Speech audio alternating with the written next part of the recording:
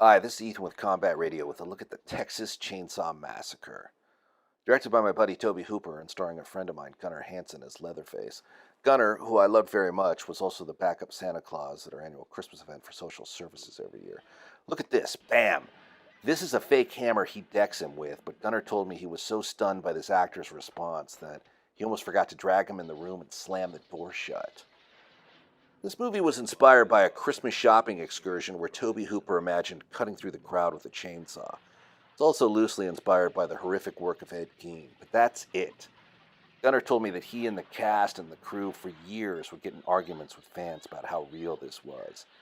That Leatherface was real, that Leatherface was in a Texas prison someplace, that they were related to Leatherface, or that their family was attacked by Leatherface. And at times it got pretty combative. But this is a work of fiction. The house, by the way, which was in Austin, was moved about 60 miles west to Kingsland, where it was refabbed and opened up as a restaurant. The restaurant closed in 2012, but somebody told me it opened back up, though I can't confirm that. A copy of this movie sits in the New York Museum of Modern Art, justifiably so. It's a masterpiece. I mean, this is the little movie that could. There were no expectations on this movie, and look at the punch it delivers. Although it should not just be looked at by film schools, it should also be looked at by business law and entertainment law classes, because the distribution contractual side of this movie is an absolute disaster. But that's a story for another day. The movie's here for you now.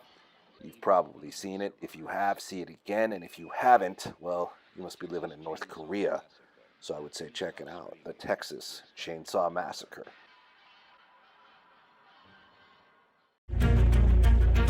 Your road to redemption is paved with tombstones.